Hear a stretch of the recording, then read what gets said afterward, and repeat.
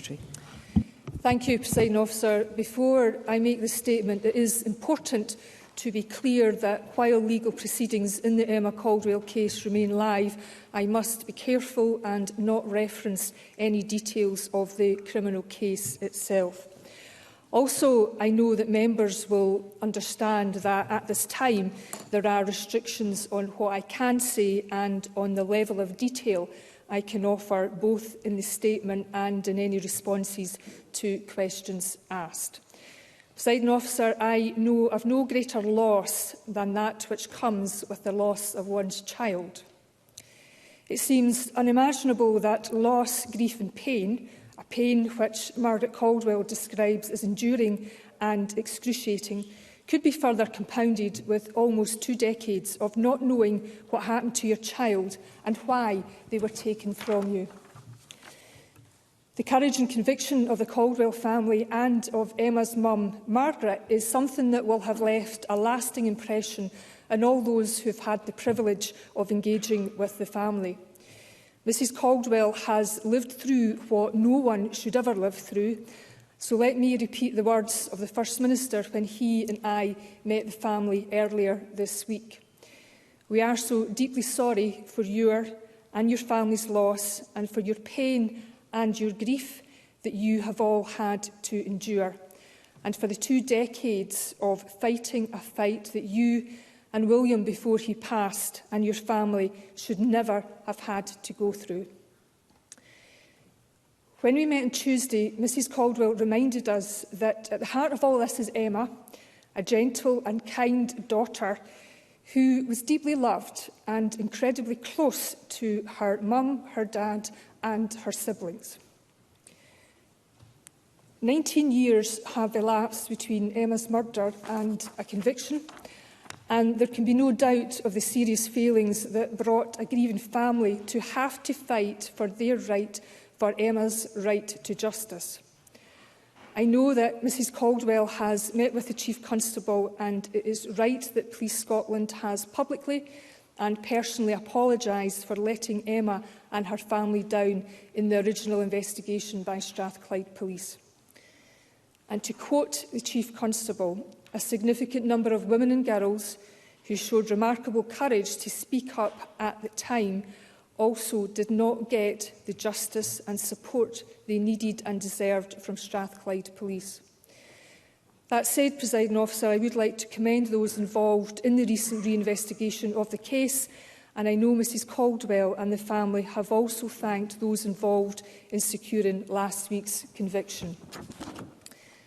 I am clear and confident that Police Scotland is, like society, changing. It is a different organisation today than of the legacy forces of the past. But that is not enough to comfort the Caldwell family, and nor does it do justice to Emma's memory. Presiding Officer, the First Minister was clear last week that we would give serious consideration to the Caldwell family call for a public inquiry into Emma's case, and that we would take a decision only after we had heard directly from Margaret Caldwell and her family.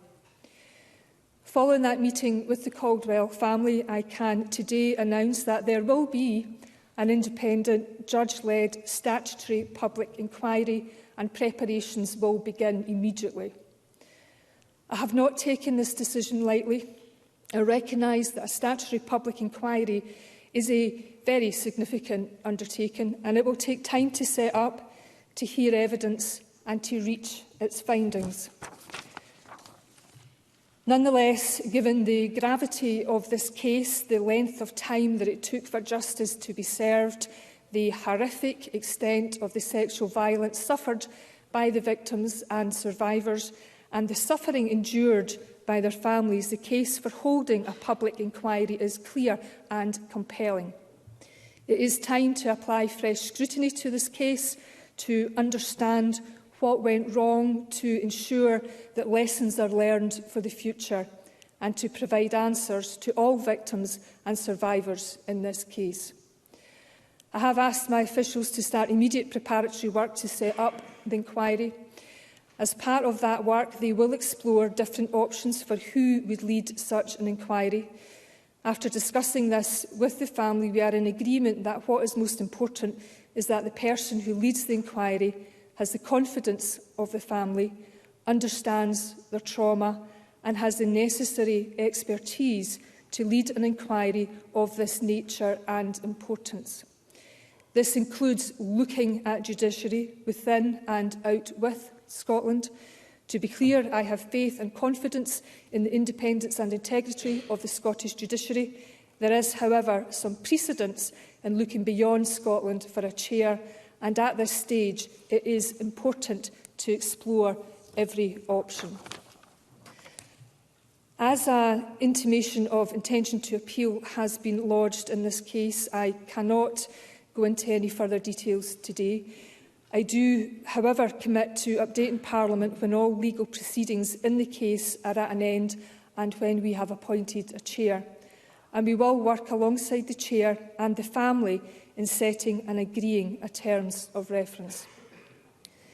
Presiding Officer, I welcome Police Scotland's statement that time is no barrier to justice and support their call for anyone who has been a victim of sexual violence to come forward and to speak to them, no matter when the offences took place. We must go further and faster in order to eradicate the scourge of violence against women, tackling the root causes. That means focusing on challenging misogyny and the toxic masculinity that underpins this behaviour. It means we need to champion and address gender inequality. It means when those unacceptable behaviours turn into violence and abuse, we must ensure that men, and the perpetrators is almost always a man, that they are held to account for their actions and brought to justice. Our Equally Safe strategy sets out these priority areas and details the approach we are taking to prevent and tackle violence against women and girls, focusing on early intervention, prevention and support services. Presiding Officer, as part of my role in progressing the Victims' Witness and Justice Reform Bill, I have heard from many victims and survivors that for them the justice system is distressing and disempowering. Women and girls have told Government and the Criminal Justice Committee that their experiences of the justice system have been worse than the crime itself, and this is completely unacceptable and must be addressed. It is why I would urge those in the Chamber to look at the proposals in our bill and the reforms that we want to drive forward so we have a justice system that works for sexual offence complainants. A consistent and robust response throughout the justice system, from initial complaint to the end of any trial, is critical in our efforts to prevent violence against women and girls. We must all do better to support those courageous women who speak up, and to all the women and girls in our country who feel that they don't have a voice, including those that are on the margins of society through trauma or addiction who need us, that they too will be heard. Presiding Officer, let me finish where I began. To the Caldwell family, no matter what I say today or announce in this chamber, it will not be enough to respond to your loss and tragedy. But I, this Government, and I very much believe this Parliament, want to do everything that we can. And so for you, Margaret, for William, for your family and for women and girls across this country, but most of all for Emma, I am pleased to tell Parliament today that there will be a public inquiry. And I will continue to give all that I have to eradicate violence against women and girls across this country so that no one has to endure what you have endured. But I want to leave Margaret with the final words today, which she shared with me earlier, Presiding Officer. My daughter Emma and the many victims who so courageously spoke up deserve nothing less than a robust, independent public inquiry and a judge who will act without fear or favour. There are those who say that such inquiries take too long, but my family has struggled for 19 years to get justice, and we will wait however long it takes to see the truth and will accept nothing less.